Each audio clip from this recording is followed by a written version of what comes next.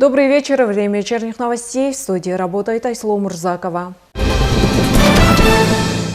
Президент Садыр Джапаров подписал закон о внесении изменений в Уголовно-процессуальный кодекс Кыргызстана, принятый Джорху Кенешем 16 октября текущего года. Закон разработан в соответствии с решением Конституционного суда от 25 октября 2023 года, который признал часть 1 статьи 455 Уголовно-процессуального кодекса противоречащей Конституции. Изменения уточняют и расширяют полномочия судов по возобновлению дел, отмене приговоров и другим действиям, предусмотренным частью 3 статьи 451 Уголовно-процессуального кодекса. Цель закона – исправление судебных ошибок, повышение справедливости и доверия к правосудию.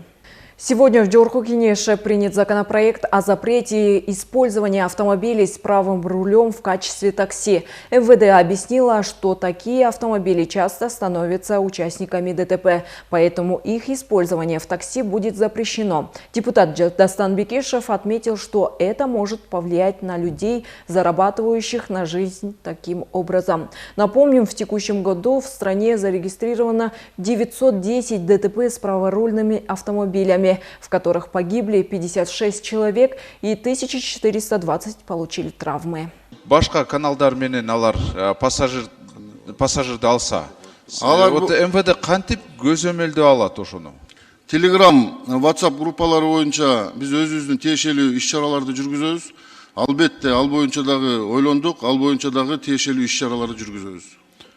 Законопроект о запрете автомобилей с правым рулем в такси прошел первое чтение и вызвал общественное обсуждение. Вопрос о его эффективности и необходимости дополнительных мер для повышения безопасности остается актуальным. Лицензирование как ключевая мера может улучшить качество и безопасность транспортных услуг, что подтвердили сотрудники Управления безопасности дорожного движения Чуйской области в ходе рейда. Сегодня сотрудники группы регулирования и лицензирования транспортной деятельности ООБДД по ГУВД Чуйской области провели профилактический рейд с водителями такси, направленный на информирование важности лицензирования. В ходе мероприятия инспекторы разъяснили водителям, какие преимущества предоставляет лицензия и почему она необходима для обеспечения безопасности на дорогах.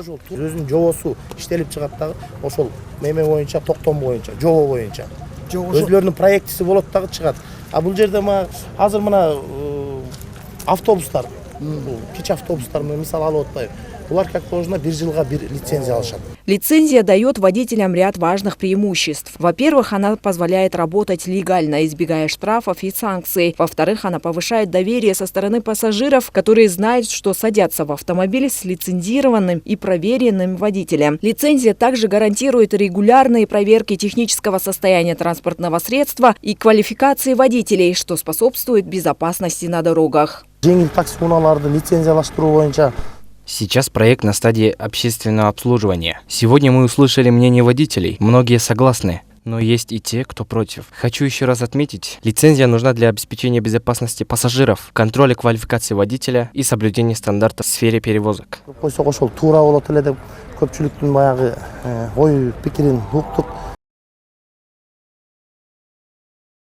Во время бесед с водителями выяснилось, что большинство из них положительно относятся к идее лицензирования. Многие отметили, что поддерживают инициативу и уже готовятся к прохождению лицензирования, видя в этом шаг к повышению качества своей работы. Лицензия – это гарантия безопасности и профессионализма. Она подтверждает мою квалификацию и дает пассажирам уверенность, что я надежный водитель. Кроме этого, лицензия помогает убрать с дорог тех, кто не соответствует требованиям. Это делает нашу работу более уважаемой и защищает от недобросовестных конкурентов.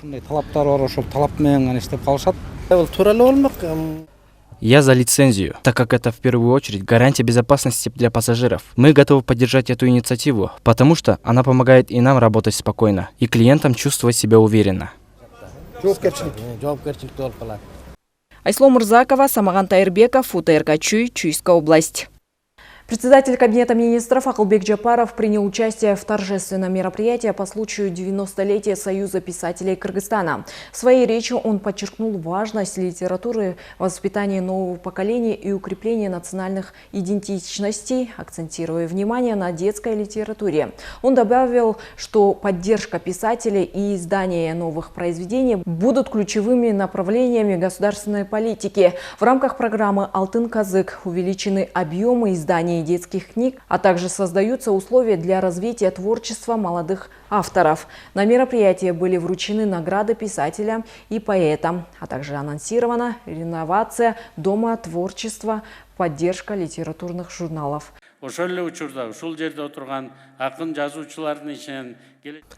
Каждое прочитанное слово помогает детям развивать логику и воображение, а также укреплять связь с родным языком и культурой. Это не просто воспитание, а инвестиция в будущего нашей страны. В рамках программы «Алтын казык» увеличены объемы издания детских книг, и в ближайшем будущем каждая кыргызская семья может получать доступ к качественным произведениям, оформленным на высоком уровне.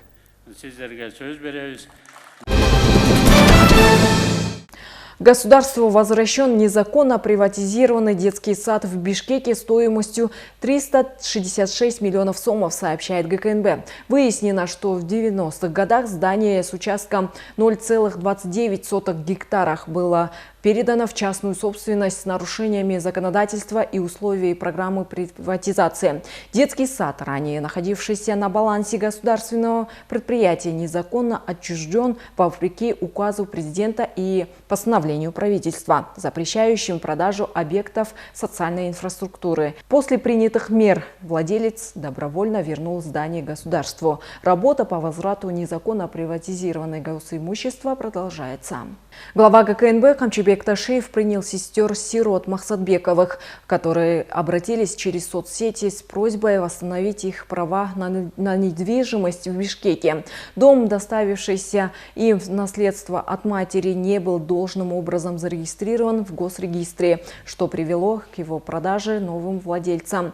ГКНБ выяснил, что из-за ошибок Госагентства по регистрации прав на недвижимость дом был повторно продан, несмотря на наличие нотариально заверенного договора. Ташиев поручил решить данный вопрос сестер в кратчайшие сроки, включая предоставление 2 трехкомнатных квартир в строящемся доме. В октябре этого года более 760 тысяч женщин по всей республике прошли профилактическое обследование в рамках республиканского месячника здоровья женщин. По результатам этого мероприятия почти у 45 тысяч женщин впервые был выявлен повышенный уровень артериального давления. Об этом сообщает Министерство здравоохранения Кыргызстана. Тему продолжит наш корреспондент. Министерство здравоохранения с 1 октября объявило старт ежегодного республиканского месячника здоровья женщин. По его итогам было установлено, что у 45 тысяч женщин впервые выявлен повышенный уровень артериального давления. Также у 10 тысяч женщин был зафиксирован высокий риск сердечно-сосудистых заболеваний. Кроме того, у почти 6 тысяч женщин выявлен высокий риск диабета.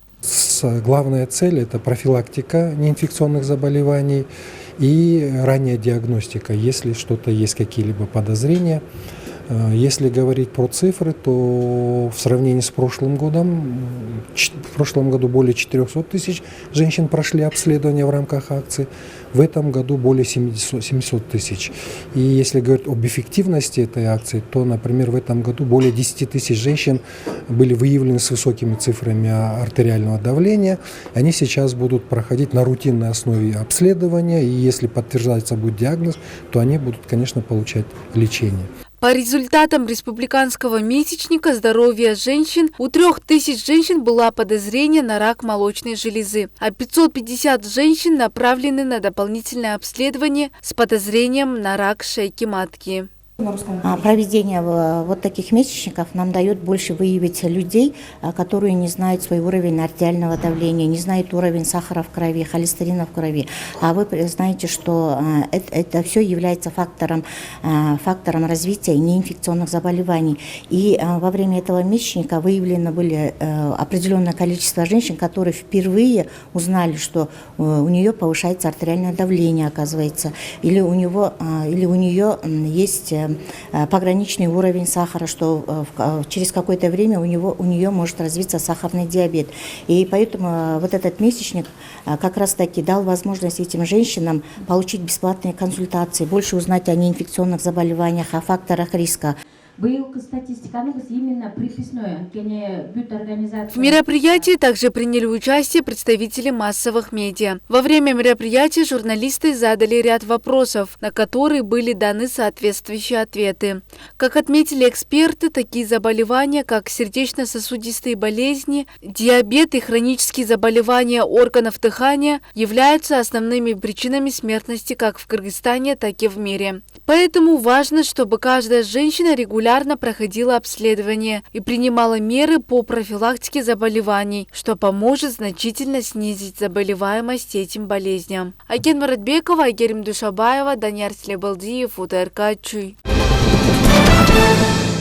В Кыргызстане продолжается переработка сахарной свеклы урожая текущего года. На 19 ноября заводы Каиндыкант и Кошой приняли более 793 тысяч тонн свеклы. Завершено 48 220 рейсов с полей. Переработано 381 тысяча тонн сырья. Произведено более 51 тысяч тонн сахара. Работа заводов продлится до февраля 2025 года. Задействовано более 1500 сотрудников. В этом году свеклы посеяли на 15 тысяч гектаров. Планируется собрать рекордные 900 тысяч тонн. Ожидается выпуск 120 тысяч тонн сахара, что полностью покроет годовую потребность страны. С заводами заключили договоры 3685 фермеров, а в отрасли занято около 100 тысяч человек. В Бишкеке открывают специальные пункты для сотрудников муниципального предприятия «Тазалык». Как сообщили в мэрии, в данных пунктах сотрудники предприятия могут хранить свои инвентари, а также это возможность согреться в зимний период. Отмечается, что во время праздников работники муниципалитета «Тазалык» работают круглосуточно, что требует специального места для отдыха и восстановления сил. В селе Ставропаловка Джаилского района открылся новый центр раннего развития детей. Проект реализован при поддержке ЮНИСЕФ и направлен на развитие образовательной инфраструктуры в сельской местности. Центр станет местом, где дети смогут получить важные навыки с раннего возраста. Это уже 6-е учреждение подобного рода в районе. Подробности в репортаже нашего корреспондента. В селе Ставрополовка Джаилского района открылся новый центр раннего развития детей. Проект, реализованный при поддержке детского фонда ООН и ЮНИСЕФ, направлен на создание доступных условий для обучения и развития детей дошкольного возраста, особенно в сельской местности.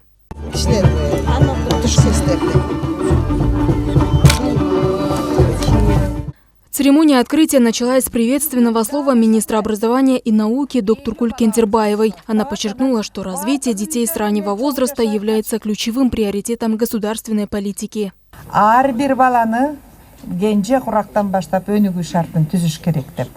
Каждый новый центр раннего развития – это шаг к тому, чтобы наши дети получали качественное образование и внимание с первых лет жизни. Такие центры создадут условия для того, чтобы дети из сельской местности могли расти в атмосфере знаний, доброты и заботы. Мы уверены, что развитие детей с самого раннего детства – это фундамент их успешного будущего. Как говорится, все начинается с детства, и наше государство делает все возможное, чтобы это детство было счастливым и продуктивным.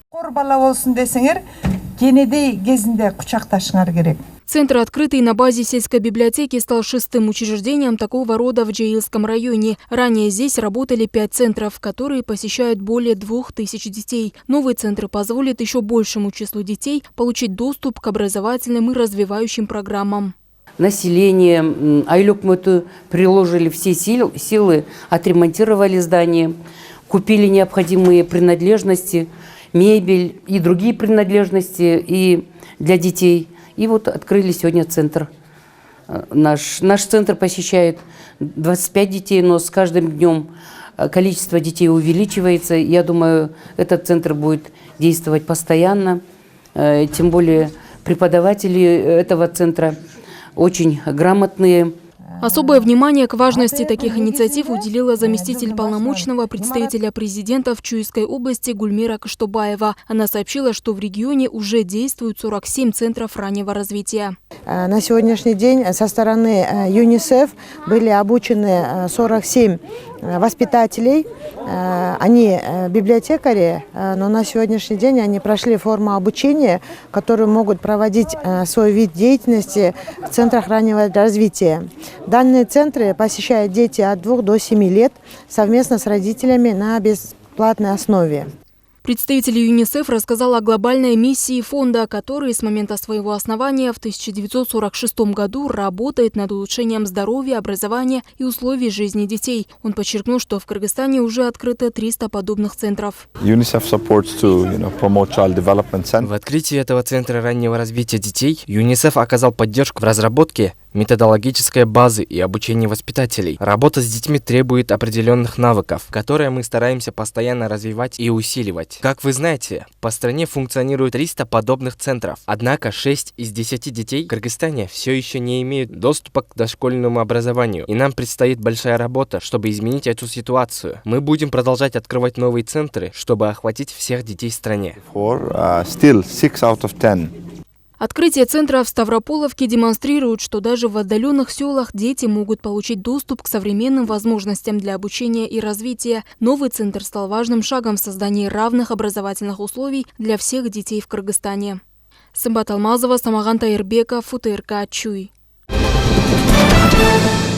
На 1 ноября текущего года в органах занятости зарегистрировано 75 006 человек, ищущих работу, что на 22% меньше, чем в прошлом году. Из них 54 009 человек официально признаны безработными, что на 22,1% меньше. Среди зарегистрированных безработных женщины составляет 45,4%. Уровень зарегистрированной безработицы составляет 2% от общей численности рабочей силы. В художественном музее имени Гапара Айтиева состоялась выставка итальянского фотографа Софии. На ней представлены мастерски выполненные фотографии, которые показывают сходство и различия между городами Бишкек и Турин. Выставка носит название «Параллели Софии». Чтобы ты получила всемирное призвание. София – всемирно известный фотограф, чьи работы украшали обложки ведущих итальянских журналов и модных домов. Эмоциональная художница установила параллель между Турином и Бишкеком, так как Турин – это старинный город с более чем 2000-летней историей. Бывшая столица Италии с населением, превышающим 1 миллион человек, как и в Бишкеке. В течение недели она внимательно изучала наш город и создала эти удивительные фотографии.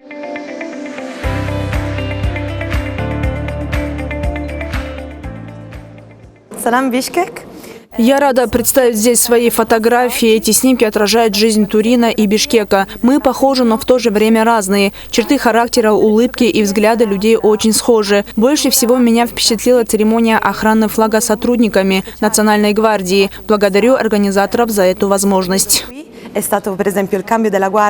На выставке представлено 56 фотографий, подготовленных с Софией за неделю. По словам организаторов выставки, в повседневной жизни городов часто не замечаются их красоты и динамика. Поэтому на данное мероприятие зрители могут увидеть 2 города, 2 времени и 2 народа, чтобы оценить их уникальность.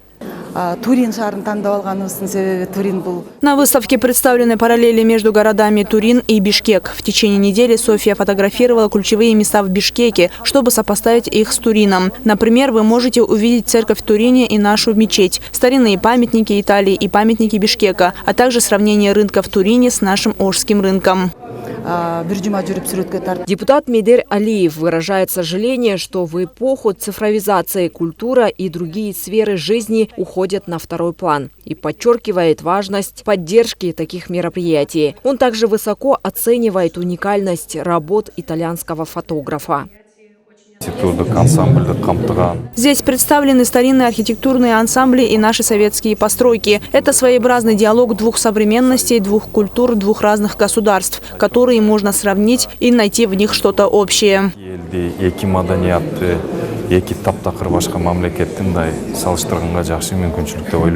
Эта выставка будет представлена в феврале в Турине. Итальянцы смогут лучше узнать Бишкек, что послужит стимулом для развития туризма. Айсло Мурзакова, Клара Кудайбергенова, Чингис Садыков, УТРК Чуй. На этом у меня все. И эти и другие новости более подробно вы можете узнать на нашем официальном сайте УТРК Чуй, а также в социальных сетях, Инстаграм, Фейсбук УТРК Чуй. С вами была Айсло Мурзакова. Ну а далее прогноз погоды на завтра.